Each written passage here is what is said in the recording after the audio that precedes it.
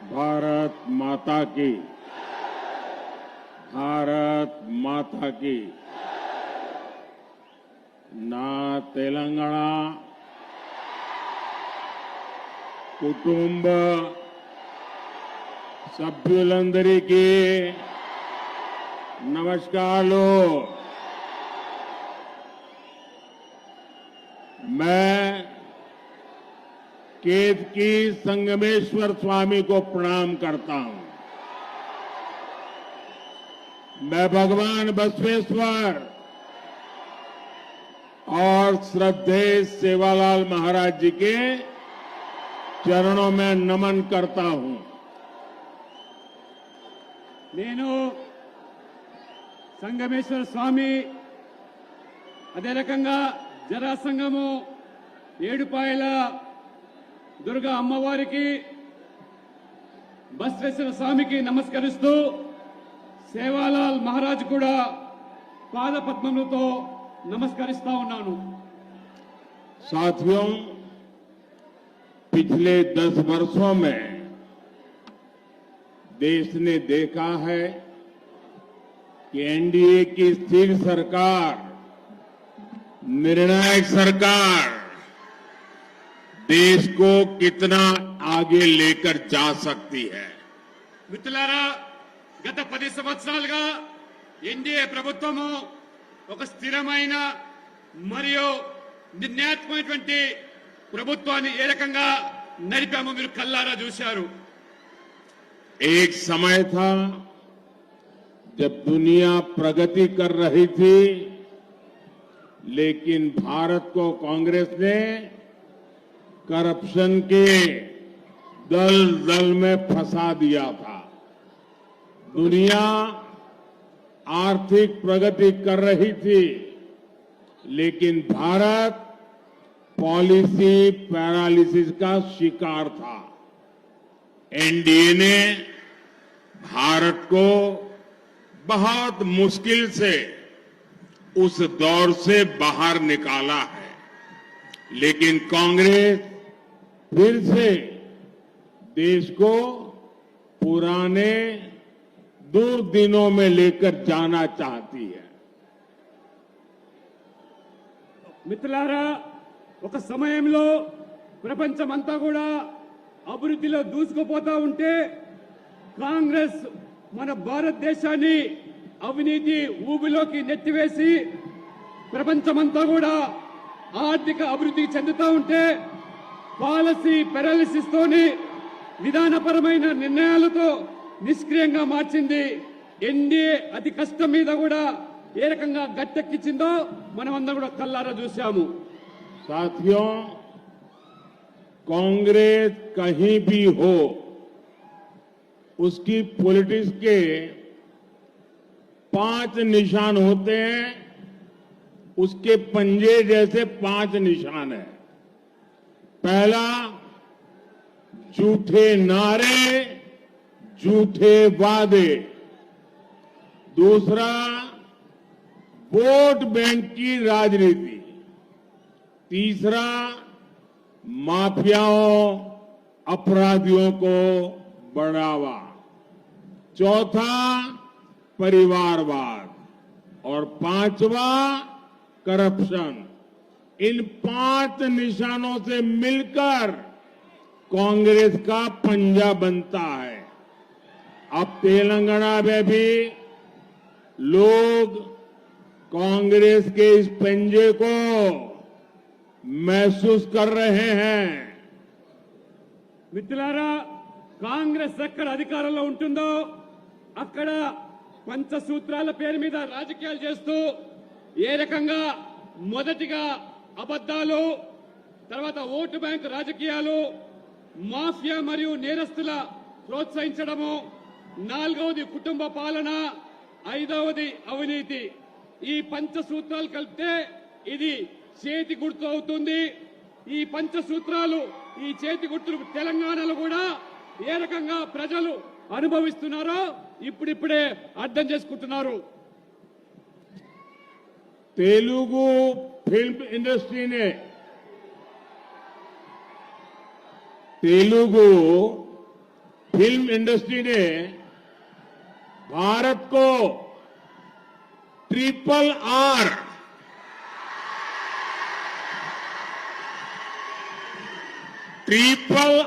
जैसी superhit film दी। लेकिन आज तेलंगाना कांग्रेस ने राज्य के लोगों को डबल आर टैक्स दे दिया है। ट्रिपल आर फिल्म ने पूरी दुनिया में भारत का नाम रोशन किया, लेकिन ये डबल आर टैक्स भारत के लिए शर्मिंदगी बढ़ा रहा है। इस डबल आर टैक्स की तेलंगाना में हर तरफ चर्चा है कि तेलंगाना के जो उद्योगपति हैं, जो ठेकेदार हैं, उनको कुछ परसेंट डबल आर टैक्स पिछले दरवाजे से देना पड़ रहा है। आरोप है कि यहां टोटल जितनी वसूली होती है उसमें से एक खास हिस्सा डबल आर टैक्स के तौर पर काला धन दिल्ली जाता है। मुझे पता है आप सब ये डबल आर टैक्स से बहुत ही त्रस्त है। मुझे ज्यादा विस्तार में जाने की जरूरत नहीं है। आप समझ गए होंगे ये डबल आर कौन है। మిత్రులారా, తెలంగాణ సినీ పరిశ్రమలో త్రిబుల్ ఆర్ అనే సినిమా సూపర్ హిట్ అయిన విషయం మనందరికీ తెలిసిందే. కానీ ఈరోజు తెలంగాణలో అంతకుమించి ఈరోజు డబుల్ ఆర్ ట్యాక్స్ పేరు మీద ఈరోజు పెద్ద ఎత్తున కూడా తెలంగాణలో చర్చ జరుగుతూ ఉన్నది. ప్రపంచమంతా కూడా గర్వపడితే త్రిబుల్ ఆర్ సినిమా వల్ల ఇప్పుడు మన దేశం సిగ్గుపడుతున్నది తెలంగాణలోని డబుల్ ఆర్ ట్యాక్స్ వల్ల. అందుకనే ఈరోజు డబుల్ ఆర్ ట్యాక్స్ ద్వారా ఏ పారిశ్రామికవేత్తల ద్వారా పెద్ద ఎత్తున ఈరోజు ఆ ట్యాక్స్ మీద వసూలు చేస్తున్నారో అందులో పెద్ద ఎత్తున ఇవాళ ఢిల్లీకి ఆ నల్ల దళాన్ని కప్పం కడుతూ ఉన్నారు ఈ తెలంగాణలోని ఈ అధికారులు. కాబట్టి ఈ యొక్క డబుల్ ఆర్ ట్యాక్స్ వల్ల విసిగిపోయిన తెలంగాణ ప్రజలు, మరి నేను ఎక్కువగా చెప్పదలుచుకోలేదు, ఈ డబుల్ ఆర్ ట్యాక్స్ ఎవరు వసూలు చేస్తున్నారో, ఎవరికి కప్పం కడుతున్నారో మీరు అర్థం చేసుకోవాల్సిందిగా మిమ్మల్ని నేను కోరుతా ఉన్నాను. भाइयों बहनों, अगर आपने ये डबल आर टैक्स पर लगाम नहीं लगाई तो ये 5 साल में आपको ऐसा बर्बाद कर देगा, तेलंगाना फिर खुदा खड़ा नहीं हो पाएगा। पहले टीआरएस बीआरएस ने तेलंगाना को बर्बाद कर दिया, अब ये डबल आर वो भी बर्बाद करेगा। और इसलिए उसको लगाम लगाने के लिए इस बार तेलंगाना से सभी भाजपा को जिता करके दिल्ली भेजो तो वो डरेगा और लगाम रहेगी। మిత్రులారా, ఈ ప్రభుత్వం ఏదైతే కొత్త పంత ఎంచుకున్నదో డబుల్ ఆర్ ట్యాక్స్ పేరు మీద తెలంగాణను దోచుకుంటున్నది కాబట్టి తెలంగాణ పూర్తిగా వినాశనమయ్యే ప్రమాదం ఏర్పడుతున్నది. గతంలో బీఆర్ఎస్ కూడా ఏ రకంగా అవినీతికి పాల్పడి రాష్ట్రాన్ని దోచుకున్నదో, బీఆర్ఎస్ కాంగ్రెస్ ఇద్దరు తోడు దొంగలే, ఒక గూటి పక్షులే. కాబట్టి ఈ తెలంగాణ ప్రజలు విముక్తి కావాలంటే బీజేపీని గెలిపించాలి. త్వరలో తెలంగాణలో పెద్ద ఎత్తున బీజేపీ అభ్యర్థులను గెలిపించి తెలంగాణను ఆదుకోవాల్సిందిగా మీతో నేను విజ్ఞప్తి చేస్తా ఉన్నాను. साथियों, कांग्रेस पार्टी ने आपको लूटने के लिए एक और नया तरीका निकाला है। अगर कांग्रेस सरकार बनी तो ये लोग इनहेरिटेंस टैक्स लाने की बात कर रहे हैं, यानी आपकी जीवन भर की कमाई, आपने जो बचा करके रखा है, जिंदगी भर मेहनत करके जो कमाया है, और आपकी इच्छा है कि मरने के बाद ये आपकी संपत्ति, आपने जो कमाया है वो आपके संतानों को मिले। लेकिन कांग्रेस ऐसा टैक्स लाने वाली है कि अब आपने जो कमाया है वो पूरा का पूरा आपके बच्चों को नहीं दे सकेंगे। आधे से ज्यादा 55% ये कांग्रेस ने वसूल करने की योजना बना ली है। तेलंगाना में कांग्रेस ने सरकार बनने के 100 डेज के भीतर किसानों का कर्ज माफ करने का वादा किया था। वो वादा आज तक पूरा नहीं हुआ। पैडी पर 500 रुपये पर क्विंटल देने का वादा भी इन्होंने किया था। अब ये उस वादे के बारे में भी मुंह पे ताला लगा दिया है, बोलने को तैयार नहीं है। మిత్రులారా, భారతీయ జనతా పార్టీ రైతులను అన్నదాతగా భావిస్తూ వారు భగత్ స్వరూపులుగా ఇవాళ మన ప్రభుత్వం వాళ్ళను కొనియాడుతూ ఉన్నది. కానీ ఇవాళ కాంగ్రెస్ ఏ రకంగా రైతులను మోసం చేస్తా ఉన్నదో తెలంగాణలో మీరు చూస్తా ఉన్నారు. ఎన్నికల ముందు రైతుల యొక్క 2 లక్షల రుణాన్ని మాఫీ చేస్తామని 100 రోజుల్లో పూర్తి చేస్తామని చెప్పారు. కానీ వాళ్ళ 100 రోజులు పూర్తయిపోయింది.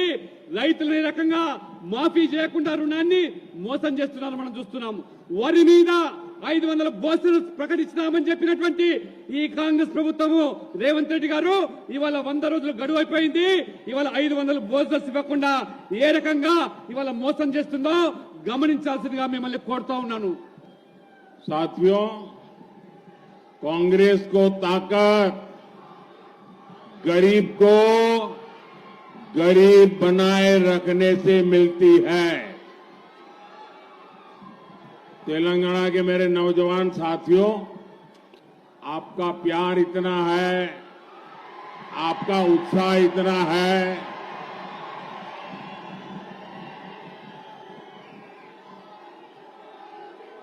मैं आपके इस प्यार के लिए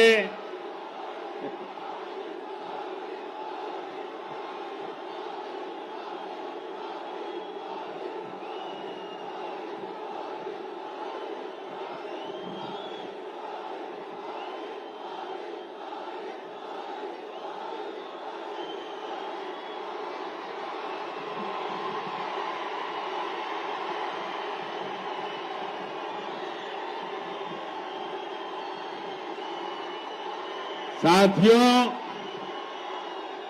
ये आपका उत्साह, आपका प्यार इतना जबरदस्त है कि आज एक डबल आर की नींद उड़ जाएगी।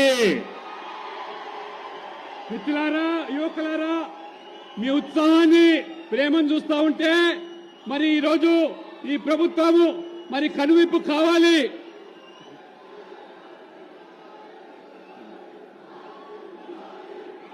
साथियों,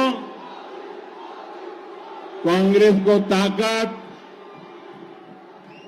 गरीब को गरीब बनाए रखने से मिलती है। इसलिए गरीब, दलित, पिछड़ा और आदिवासी हो या देश की महिलाएं हो, कांग्रेस ने कभी उन्हें आगे बढ़ने नहीं दिया। कांग्रेस राज में नारी शक्ति ने जन्म से लेकर जीवन तक हर जगह तकलीफ उठाई है। बेटी पैदा होती थी तो उसकी पढ़ाई सबसे कठिन चुनौती होती थी।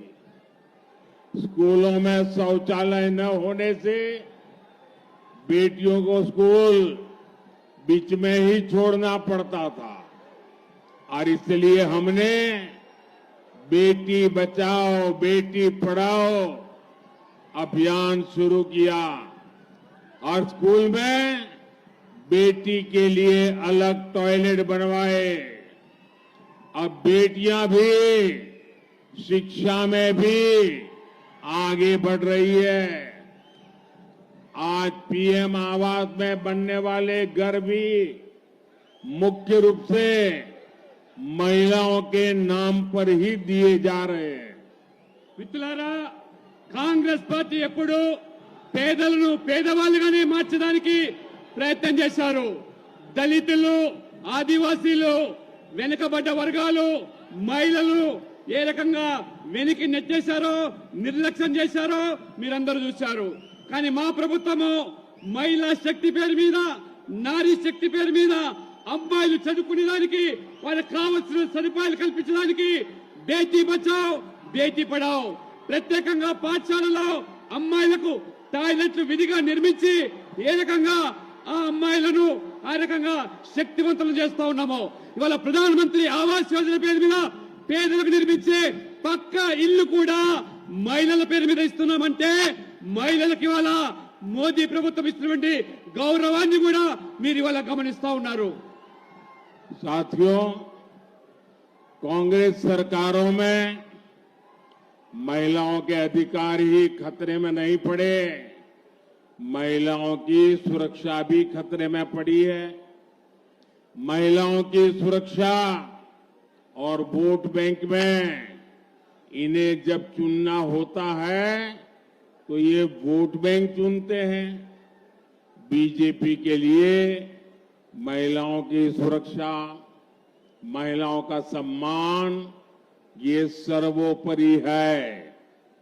कोई भी व्यक्ति चाहे वो कितना भी बड़ा क्यों ना हो, अगर वो महिलाओं के सम्मान के साथ खिलवाड़ करता है तो उसे बख्शा नहीं जाना चाहिए। हमने इन 10 वर्षों में महिला सुरक्षा को लेकर कड़े कानून बनाए हैं। फांसी तक की सजा का कानून हमने बनाया है। अगले 5 वर्षों में हम इसी दिशा में और मजबूती से काम करेंगे।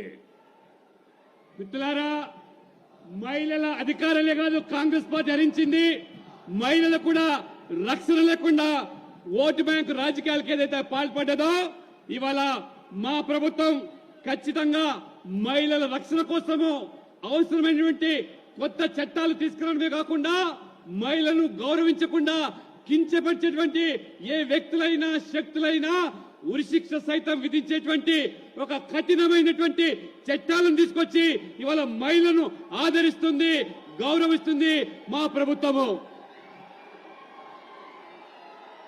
साथियों, जब एक सरकार मजबूत होती है,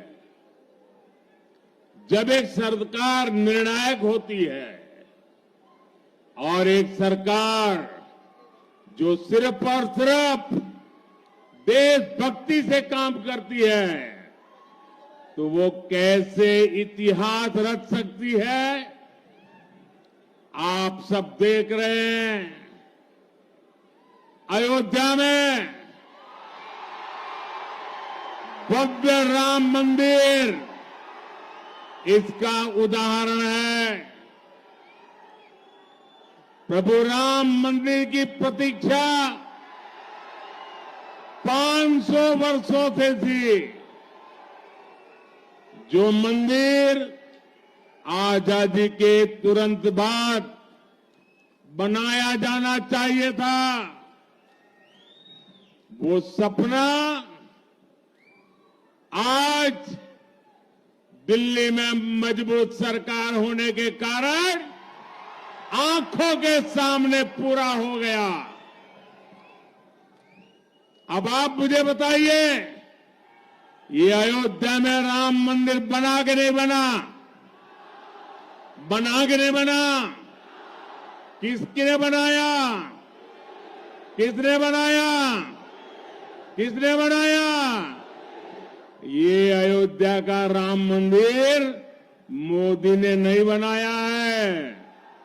ये अयोध्या का राम मंदिर आपके एक वोट के कारण बना है। आपके मजबूत वोट ने, देश में से जो मजबूत वोट मिला, हमें पूर्ण बहुमत मिला और इसके कारण ये भगवान राम का मंदिर बना।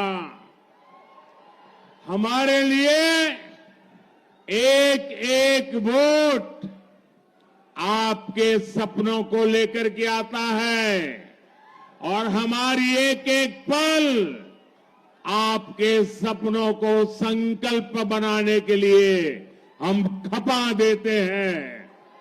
साथियों, हमारे लिए तो आपका एक एक वोट सर्वोपरि है। हमारे लिए तो आपका सपना सर्वोपरि है। कांग्रेस के लिए उनका वोट बैंक ही सर्वोपरि है। जो कांग्रेस का वोट बैंक नहीं, उसकी आस्था कांग्रेस के लिए कोई मायने नहीं रखती। इसलिए यहां तेलंगाना में हमारे पर्व त्योहारों पर रोक लगाने की कोशिश हो रही है। हैदराबाद में राम नवमी की शोभा यात्रा तक पर प्रतिबंध लगाया जा रहा है ताकि वोट बैंक नाराज ना हो जाए। ఒక వర్గం వారి ఓట్ల కోసమనే విషయాన్ని మీరు తెలుసుకోవాల్సిగా నేను కోరుతా ఉన్నాను। साथियों, जब तेलंगाना संयुक्त आंध्र प्रदेश का हिस्सा था, तब 2004 और 2009 में उस संयुक्त आंध्र ने कांग्रेस को रिकॉर्ड संख्या में एमपी एमएलए दिए थे। कांग्रेस ने यहां एससी, एसटी, बीसी की चिंता करने की जगह उनके आरक्षण पर डाका डालना शुरू कर दिया। कांग्रेस ने तब के आंध्र प्रदेश को तुष्टीकरण की प्रयोगशाला बना दिया था। कांग्रेस ने बीसी के हक का आरक्षण उठाकर मुस्लिमों को दे दिया। కాంగ్రెస్ యొక్క బంద్ నీతితో కూడా ఆలోచన చేయాల్సిగా నేను కోరుతా ఉన్నాను। भाइयों बहनों, आप मुझे बताइए, हमारे तेलंगाना में और हमारे इस इलाके में जो लिंगायत समाज के लोग हैं, जो मराठा समाज के लोग हैं, उसमें 26 कास्ट ऐसी है जो ओबीसी में जाने के लिए मांग कर रही है। लंबे अरसे से चर्चा चल रही है। ये कांग्रेस वालों को हमारे मराठी भाई बहन या हमारे लिंगायत भाई बहन, इन 26 जातियों को ओबीसी बनाना मंजूर नहीं है, लेकिन मुसलमानों को रातों रात ओबीसी बना देते हैं। మిత్రులారా, తెలంగాణలో మీరందరూ ఆలోచన చేయండి। ఒక పెద్ద సమాజం, లింగాయత్ సమాజము, మరాఠా సమాజము ఈ తెలంగాణలో అయితే ఉన్నారో వాళ్లకు న్యాయం చేయకుండా దాదాపు ఇంకా 26 బీసీ కులాలు కేంద్ర జాబితాలో చేరాల్సిన అవసరాన్ని కాంగ్రెస్ పార్టీ ఏ రకంగా విస్మరించి కేవలము రాత్రికి రాత్రి ముస్లింలను ఓబీసీ జాబితాలో చేర్చి ఇవాళ లింగాయతులను మరాఠీలను కాకుండా 26 బీసీ కులాలను కేంద్ర జాబితాలో చేర్చకుండా ముస్లింలను చెప్పించేటువంటి ప్రయత్నాలకు ఏ రకంగా కాంగ్రెస్ పూనుకున్నదో ఒక్కసారి మీరందరూ కూడా గమనించాల్సిగా నేను కోరుతా ఉన్నాను. हमारा बंजारा समाज जब भी हमारे बंजारा समाज को देखें सेवालाल महाराज की हमें पुण्य स्मृति हो जाती है। आपने कभी बंजारा समाज में क्रिमिनल हुए ऐसा सुना है क्या? सेवाभावी लोग हैं, समाज में अच्छी जिंदगी जीने वाले लोग हैं, लेकिन उस बंजारा समाज की भी आशा अपेक्षाओं पर टीआरएस, बीआरएस, कांग्रेस सबने पानी फेर दिया है। పాపాలు సామాన్య పాపాలు కాదు, వారు చేసినటువంటి మూడవ పెద్ద పాపం ఏదైతుందో ఆ రోజు ఏ రకంగా మీడియాను పత్రికలను వాళ్ళ స్వేచ్ఛను స్వతంత్రాన్ని హరింపజేసి వాళ్ళ మీద ఏ రకంగా ఒత్తిడి తీసుకొచ్చారో వాళ్ళను ఏ రకంగా లొంగదీసే కుట్రలు పడినారో కానీ ఆనాడు ఈ భయానక చట్టాలను ఎదిరించింది పోరాటం చేసింది ఆనాడు ప్రతిపక్షాలు. ఆ రకంగా భారతీయ జనతా పార్టీ ఈ ప్రజాస్వామ్యాన్ని కాపాడడానికి సర్వంగా పోరాటం చేసి అన్ని విధాలు కూడా ప్రజాస్వామ్యాన్ని రాజ్యాంగానికి పరిరక్షణకు పాటుపడింది భారతీయ జనతా పార్టీ తప్పితే రాజ్యాంగం గురించి మొసలి కన్నీరు కాచేటువంటి ఈ పార్టీలు ఏ రకంగా పాపాలు చేశాయో ఒక్కసారి ఆలోచన చేయండి. उसके बाद संविधान से सरकार का जन्म होता है। सरकार की कैबिनेट अत्यंत महत्वपूर्ण इकाई होती है। भारत के संविधान ने उसको संरक्षण दिया हुआ है। मनमोहन सिंह जी की सरकार की कैबिनेट ने एक निर्णय किया, उस निर्णय को ये शाहजादे ने पत्रकार वार्ता करके भारत के संविधान से बनी हुई कैबिनेट के निर्णय को खुले आम चीरे चीरे कर दिया था और वो संविधान के रक्षण की बातें करते हमारे सामने। మిత్రులారా, ఏ రాజ్యాంగం ద్వారా ప్రజాస్వామికంగా ఎన్నికల ప్రక్రియ ద్వారా ఏర్పడే ప్రభుత్వం ఏదైతే ఉంటుందో ఆ ప్రభుత్వం యొక్క అధినేత ప్రధానమంత్రి మన్మోహన్ సింగ్ గారు ఒక నిర్ణయాన్ని తీసుకొని చట్ట రూపంలో ఒక బిల్లు తీసుకొస్తే ఈ యువరాజు ఏ రకంగా ప్రధానమంత్రిని రాజ్యాంగాన్ని ప్రభుత్వాన్ని అవమానపరిచే విధంగా ఏలన చేసే విధంగా పత్రికా విలేకరుల ముందేనే పత్రికా సమావేశంలోనే ఆ బిల్లును ముక్కలు ముక్కలు చేసి చించివేసి కేవలము ఈ ప్రజాస్వామ్యాన్ని ప్రధానమంత్రిని ప్రభుత్వాన్ని కాదు మొత్తం రాజ్యాంగాన్ని అవమానపరిచినటువంటి ఈ ప్రభుత్వుడు ఈ యువరాజు రాహుల్ గాంధీ అనే విషయాన్ని మనం గమనించాలి.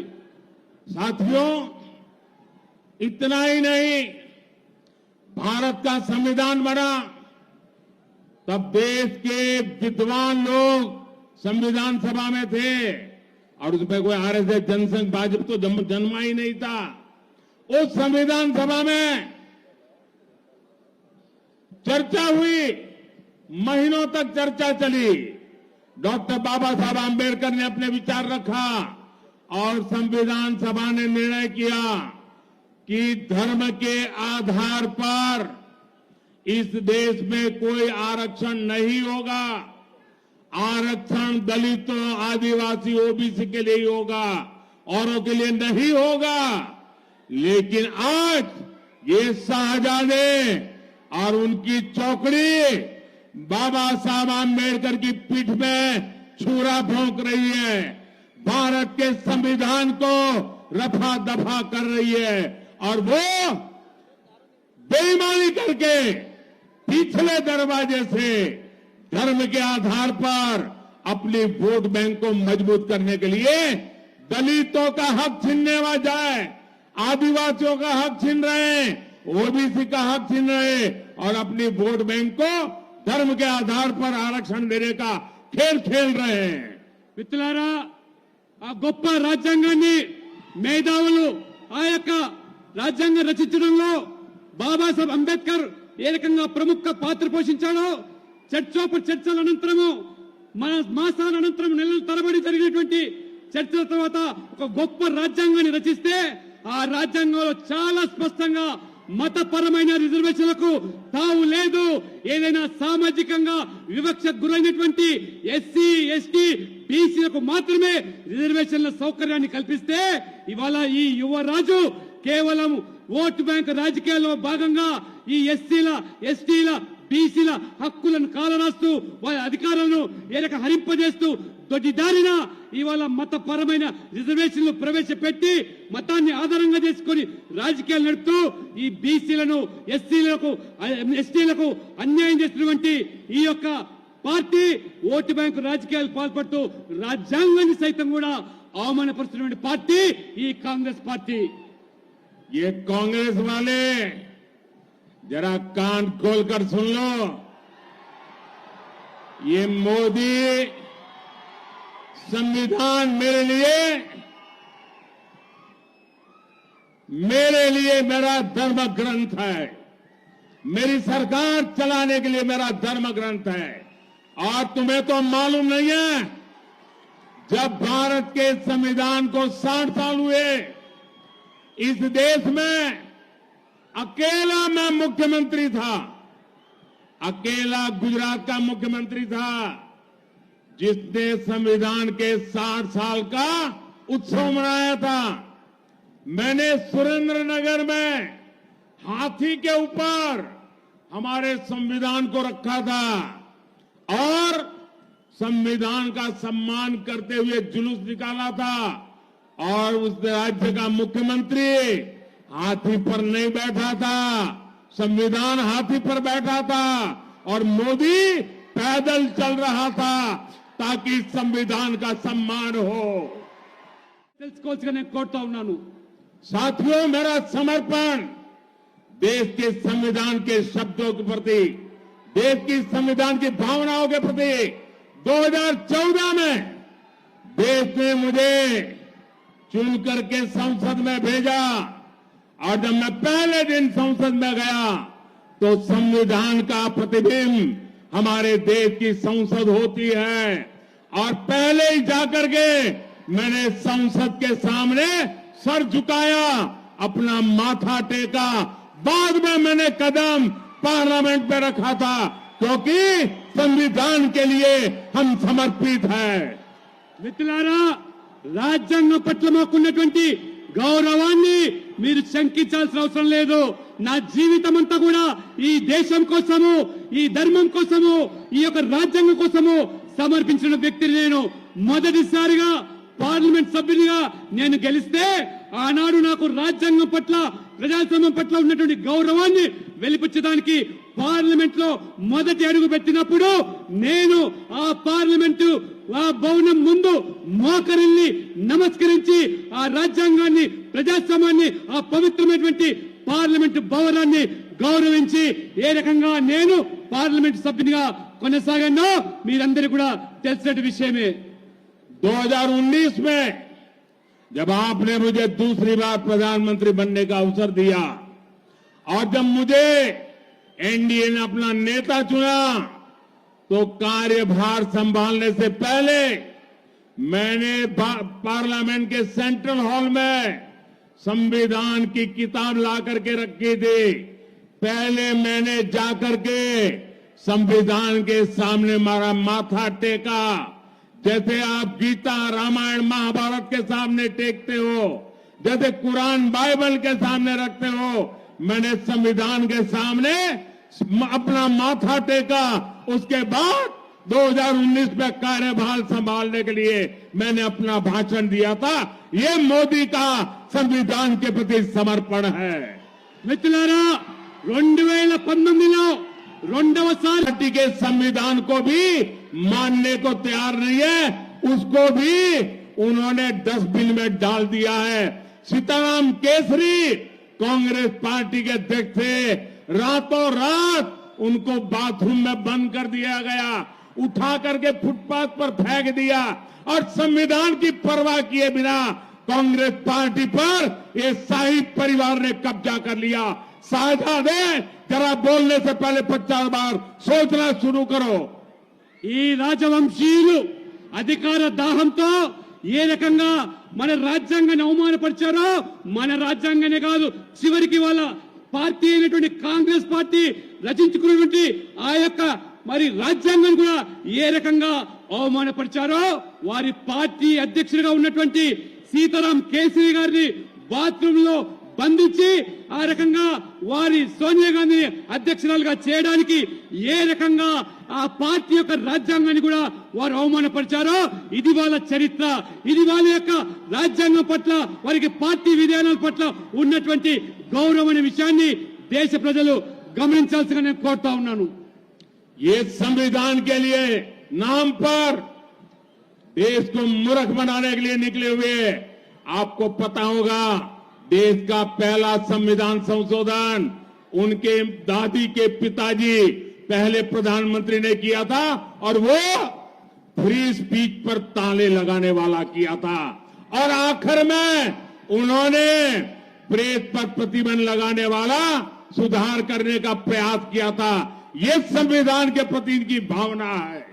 మిత్రులారా, ఈ రాజ్యాంగం పట్ల ఏదైతే ఇవాళ ముసలి కన్నీరు గారుస్తూ దుష్ప్రచారం చేస్తూ తప్పుడు ప్రచారం చేస్తున్నారో, ఇవాళ మా విధేయత పట్ల వాస్తవంగా మొదటిసారిగా ఈ యువరాజు ముత్తాత మొదటి అమెండ్మెంట్ ఏదైతే స్వేచ్ఛగా మాట్లాడేటువంటి ఈ భావనను పత్రిక ఆ యొక్క భావనను ప్రకటనను హరింపజేయడానికి మొదటి ఆ రాజ్యాంగాన్ని మార్చినటువంటి ఆ యొక్క కుటుంబము ఇది నెహ్రూ కుటుంబం అనే విషయాన్ని ఇది తెలుసుకోవాల్సిగా కోరుతా ఉన్నాను.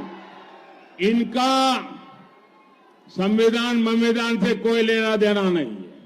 ये शाही परिवार को सत्ता खुद के पास रहे तो सब कुछ अच्छा, लेकिन इस देश में सत्ता अगर उनके हाथ से चली जाए तो सब कुछ निकम्मा. ये वो लोग हैं जो पार्लियामेंट चलने नहीं देना चाहते. ये वो लोग हैं जो चुनाव में इलेक्शन कमीशन जो परंपरा है नियुक्ति की, अब इलेक्शन कमीशन पे सवाल उठाते हैं. ये लोग ईवीएम पर सवाल उठाते हैं और अब अपनी वोट बैंक के लिए संविधान को बदनाम करने पर निकले हैं. लेकिन कांग्रेस वाले सुन ले, उनके चट्टे बट्टे सुन ले, उनकी पूरी जमात सुन ले, जब तक मोदी जिंदा है,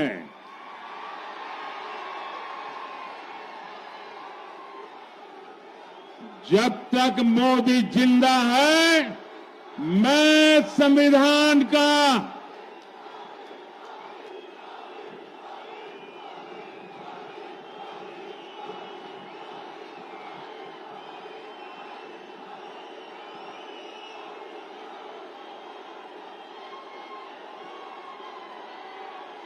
जब तक मोदी जिंदा है, मैं दलितों का आरक्षण, आदिवासियों का आरक्षण, ओबीसी का आरक्षण, मुसलमानों को धर्म के आधार पर नहीं देने दूंगा, नहीं देने दूंगा, नहीं देने दूंगा. మిత్రులారా, ఈ రాజవంశీయులు ఈ దేశాన్ని పాలించేదే మా జన్మ హక్కని రాజ్యాంగం పట్ల గాని ప్రజాస్వామ్యం పట్ల గాని ఏ మాత్రం కూడా విశ్వాసం లేనివంటి ఈ కుటుంబము మేము అవసరమైతే ఈ పార్లమెంట్ కూడా నడవనీయము. ఇవాళ మీరు అధికారంలో ఉంటే మాకు ఈ అధికారాన్ని కావడానికి ఈ దేనికైనా దిగజారుతామని చెప్పి ఇవాళ రాజ్యాంగ సంస్థలైనటువంటి ఎన్నికల కమిషన్ మీద ఇవాళ అనుమానాలు వ్యక్తం చేస్తూ ఉంటారు. ఈవీఎంల మీద కూడా వాళ్ళు ప్రశ్నలు లేవనెత్తుతూ ఉంటారు. వాళ్ళు గెలవకపోతే అందరినీ కూడా అవమానపరుస్తూ ఉంటారు. ఈ ఓటు బ్యాంకు రాజకీయాలకు చివరికి రాజ్యాంగం పట్ల కూడా ఇవాళ ఏ రకంగా దుష్ప్రచారం చేస్తున్నారో నేను ఇవాళ వీళ్ళ యొక్క తొత్తులకు వీళ్ళందరికీ చెంచాలకు కూడా నేను సవాల్ చేస్తా ఉన్నాను. ఈ మోదీ బతికున్నంత వరకు రాజ్యాంగాన్ని కదిలించేటువంటి వ్యక్తి శక్తి ఈ ప్రపంచంలో ఎవరు ఉండరని, ఈ రాజ్యాంగాన్ని కాపాడే పూర్తి బాధ్యత మోదీగా నేను తీసుకుంటున్నాను. ఈ రాజ్యాంగం పట్ల ఏ రకంగా దళితులకు ఎస్సీలకు ఎస్టీలకు ఓబీసీలకు రిజర్వేషన్లు కొనసాగుతున్నాయో ఆ రిజర్వేషన్లకు మతపరంగా ముస్లింలకు దారాదత్తం చేస్తుంటే సహించే ప్రసక్తి లేదు. నేను బతికున్నంత కాలం వాటిని అప్పగించనని చెప్పి కూడా నేను ఈ రోజు సవాల్ చేస్తా ఉన్నాను. ఇవాళ साथियों, मैं आज तेलंगाना की धरती से ऐलान करता हूं, मोदी की तीसरी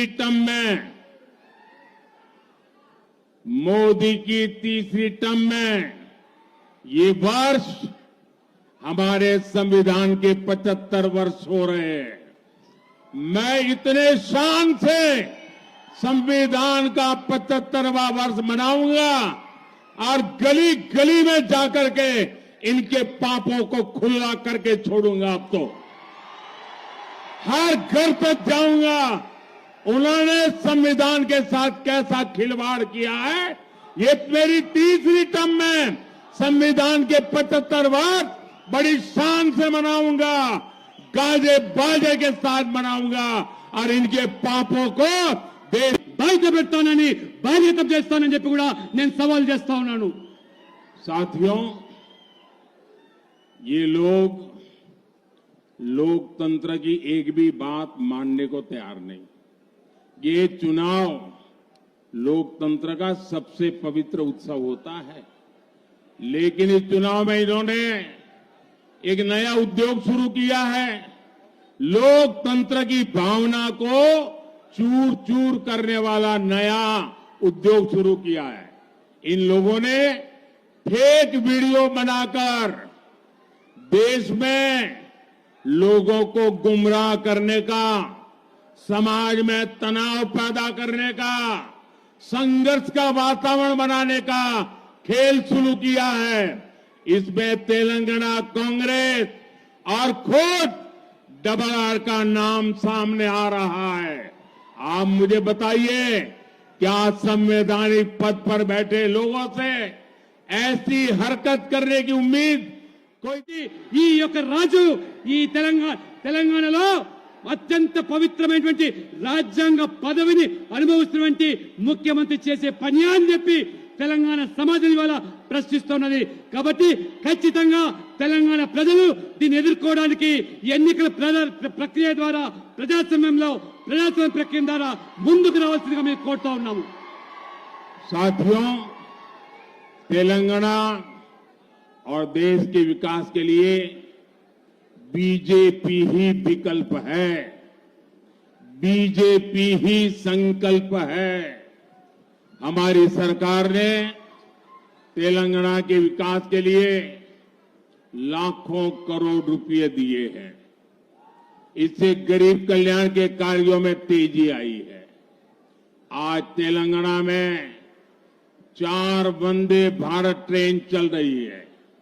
आज तेलंगाना के 40 रेलवे स्टेशन, 40 रेलवे स्टेशन का अमृत स्टेशन के रूप में विकास किया जा रहा है। इसमें हमारा जहीराबाद रेलवे स्टेशन भी शामिल है। हम मेडक, येलारेडी, बोधन, भैंसा मार्ग को नेशनल हाईवे घोषित करके उसका विकास करने जा रहे हैं।